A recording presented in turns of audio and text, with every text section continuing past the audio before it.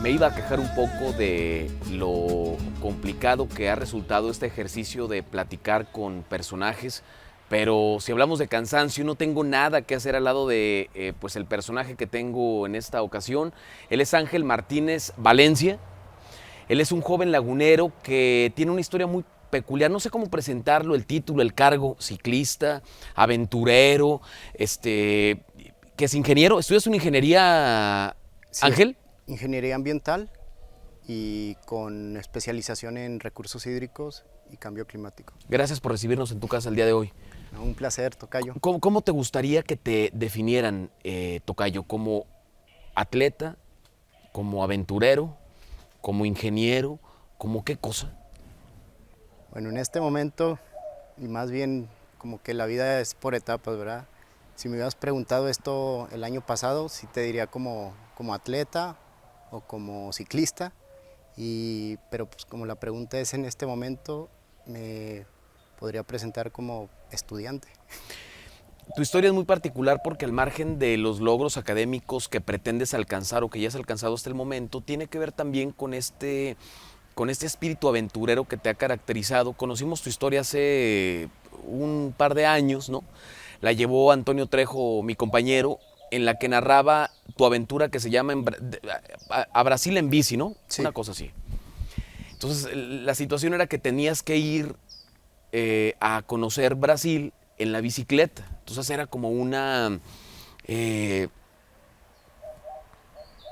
como un reto periodístico, es decir, bueno, dónde duerme, qué come, cómo se mantiene, dónde va al baño, cómo se baña, si quiere tomarse una cerveza, cómo le hace. Entonces es un crisol como de varias preguntas, pero me gustaría que la resolvieras directamente tú. Cuéntanos la experiencia, cómo inició la aventura, dónde te diste cuenta, a quién le preguntaste, qué te dijeron tus papás. Seguramente tu abuelita y tu mamá estaban al borde del ataque cardíaco. Cuéntanos, tocayo. Bueno, de ahí la historia comienza pues en el 2006 más o menos, que fue cuando comencé a utilizar la bicicleta como una compañera, como un medio de transporte. Estaba en Guadalajara y pues el autobús, el camión salía, creo que costaba muy caro, o sea, al día pues se me iba gran parte de mi semana en eso, y una amiga me regala su bicicleta y me dice, úsala. Una bicicleta pues con cuadro de mujer, color morado rosita, y pues yo encantado, ¿verdad? Agarré y todos los días me iba en bicicleta y me ahorraba mis 40 pesos al día. En Guadalajara. En Guadalajara. Y ahí fue como que empecé pues a tomarle cariño y como empecé pues a identificarme más, ¿no? Dentro de ese lapso, en el 2010, hice un viaje también en Europa. Era cuando estaba toda aquí en Torreón y en México un poco caliente, que había conflicto, que había algo de inseguridad, y pues me tocó que estaba en Europa. ¿Por qué estabas en Europa? Terminé mis estudios y fui como pues para darme un descanso, como un despeje. Tenía una novia allá y fui a visitarla, y pues después me dije, bueno, un amigo me dejó una bicicleta y dije, voy a hacer un camino, el Camino de Santiago, y pues voy a conocer también pues una parte de Francia y España. Y ahí fue que comencé con esto de cicloviajes, ¿no? Ahí fue que pues nos fuimos, y como no tenía mucho dinero, vendíamos productos mexicanos. ¿Ibas solo, Sí, iba tocayo? solo. Iba completamente solo, pero pues de repente te encuentras a personas y platicas, pero sí, la mayor parte del ¿Fue en ese tiempo iba lapso solo. que hiciste el camino de Compostela? Sí, Santiago de Compostela. Y pues también quería todo lo que me enteraba ya en Europa era pues cosas malas de México, ¿no? Entonces yo quería como darle a conocer a la gente pues de que pues también habían cosas Bueno, es buenas. que se ocurrían realmente Sí. cosas malas en este país en el 2010, imagínate. Sí, sí, Estaba sí. cuando era la efervescencia en el noreste del país con los enfrentamientos Exactamente. entre los grupos armados, ¿no? Exactamente. Pero como que empezaron pues a tachar a México o a ponerlo como en un, pues en un aspecto que a mí no me gustaba mucho escucharlo cuando estaba afuera.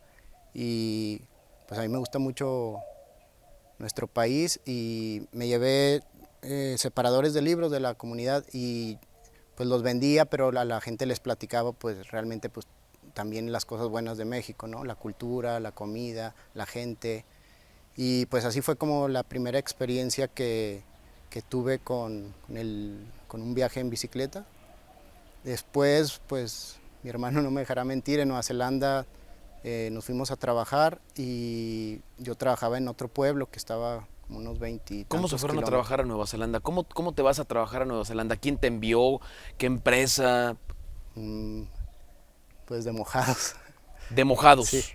¿Y por qué Nueva Zelanda y no a Estados Unidos o a Perú o a Colombia? ¿Por qué Nueva Zelanda? Bueno, porque Nueva Zelanda, país primer mundo, se gana bien y también por la parte pues de conocer un país que es muy interesante también culturalmente y tiene unos paisajes hermosos. Entonces, bueno, dijimos, vámonos aquí, trabajamos un tiempo y después conocemos el ¿Qué haces en país. Nueva Zelanda, tocayo? Trabajaba en las mañanas en la construcción y en las tardes de mesero. Y pues así me la llevé un rato, pero pues haces dinero rápidamente y después lo usamos para viajar. Bueno, entonces estabas en Nueva Zelanda y luego Y ahí utilizaba la bicicleta como medio de transporte, o sea, era... literal de una ciudad a otra Sí, me sí, sí. movía todos los días y ¿Qué distancia era? como 23 kilómetros de ida y 23 de vuelta. Entonces, pues, pero era pues muy bonito, todo el tiempo ibas al lado del mar y pues la verdad que estaba, y los paisajes eran muy bonitos. Entonces ahí como que empezó. Cuando regreso a México, llegué a Guadalajara con un amigo que pues también fue como mi sensei en la bicicleta, ¿no? Que me enseñó todo, a arreglarlas, a ir a la montaña. Y le platiqué de mi experiencia y me dice, oye, ¿qué te parece si hacemos lo mismo, pero ahora para el mundial? O sea, va a ser en el mismo continente, en Brasil, y pues podemos cruzar todo Latinoamérica, o sea, experimentar, convivir con nuestras culturas hermanas y hacer el proyecto. Y así quedó, o sea, todavía faltan como 2 años, 2, 3 años. Y siempre que nos hablábamos decíamos, ¿qué onda? ¿Sigues puesto para esto? Y dijimos, nos propusimos de que vamos a trabajar 2 años fuerte y no tenía, o sea, no esperábamos pues pedir patrocinio ni nada, o sea, dijimos con nuestros ahorros hay que hacerlo y poco a poco fuimos Porque aparte se comprando. antoja barato ir en bicicleta, pero realmente no podría ser tan barato, Ángel. Pues lo caro pues es el equipo, ¿no? Que aquí si van a Torreón a cualquier tienda de bicicleta, como es difícil conseguir las piezas y son importadas, pues cuesta caro primero equiparte bien, ¿no? Para un viaje largo se necesita un buen equipamiento y también pues todos los días hay que comer y buscar dónde dormir y pagar pues no sé, una que otra cosa, ¿verdad? Que no sé si hay una entrada, vas a algún lugar y te cobran, pues hay que pagar eso. No sé, siempre, o sea, realmente se puede hacer muy barato un viaje en bicicleta, pero, pero sí, al principio es mucho dinero, pues lo que es el equipamiento. Tienes que tener algún tipo de estructura de personalidad para emprender una aventura así, porque me queda claro que no todos estamos diseñados como para pasar hambres o pasar frío o dormir debajo de una caja de un tráiler o de pronto enfrentarte a costumbres totalmente distintas a las tuyas, ¿no? ¿Hay alguna estructura de personalidad definida, Ángel?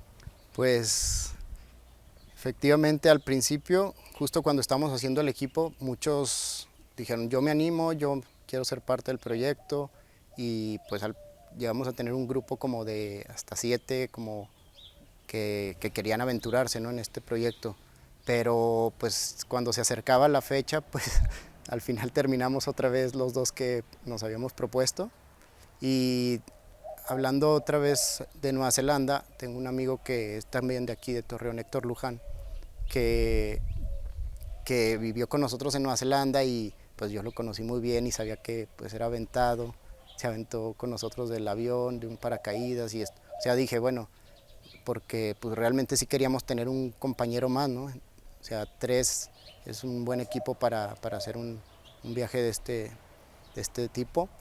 y lo contacté 6 meses antes de irnos y le gustó mucho la idea, se animó, se apuntó, empezó a hacerse de su equipo y, y pues definido y decidido se motivó al viaje.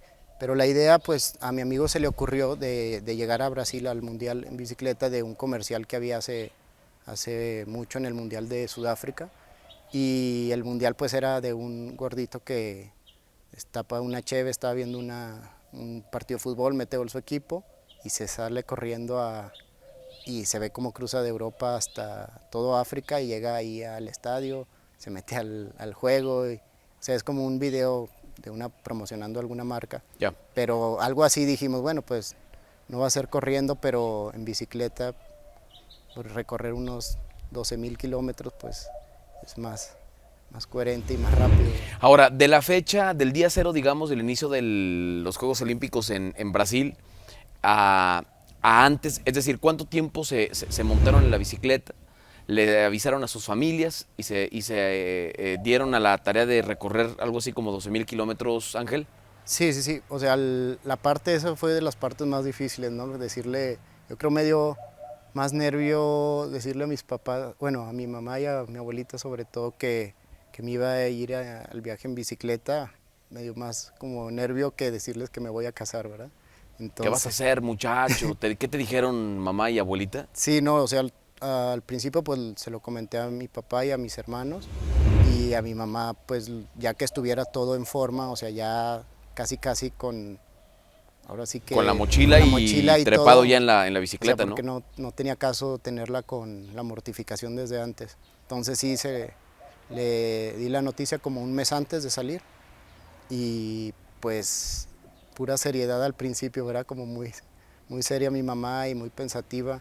Mi papá también, como hubo un caso de un ciclista, creo que era italiano, que tenía diabetes y quería como probar pues al mundo que esa enfermedad pues no te impedía hacer. Sí. Entonces él agarra, pero al revés, desde la Patagonia, y quería cruzar toda América y resulta que en Sonora pues fue atropellado y pues falleció, ¿verdad? Entonces mi papá se entera de esa noticia, yo estaba de hecho trabajando en Sonora cuando pasó eso y me tocó ver pues más de cerca todo eso y pues sí te pone como a pensar, ¿no?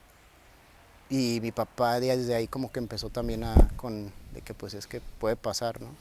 O sea, y pasó, ¿verdad? Aunque tus papás te hubieran negado digamos que te hubieran negado el permiso, que ya no era tanto permiso, sino como un aviso, ¿qué hubieras hecho, Ángel?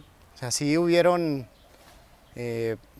mi papá creo que habló mi mamá con mi hermano y... Convéncelo de que no vaya. Convéncelo, que no vaya. Se volvió loco el muchacho y demás. Sí.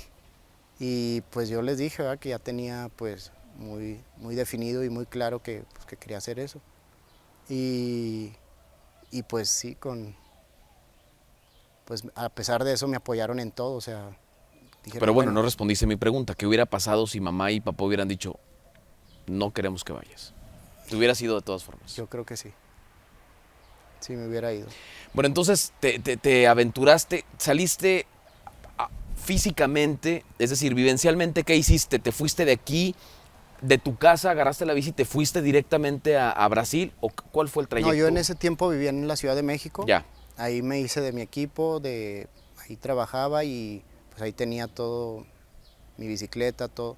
Entonces, pues vine aquí a Torreón a despedirme y ya comenzamos el viaje en la Ciudad de México, ahí salimos.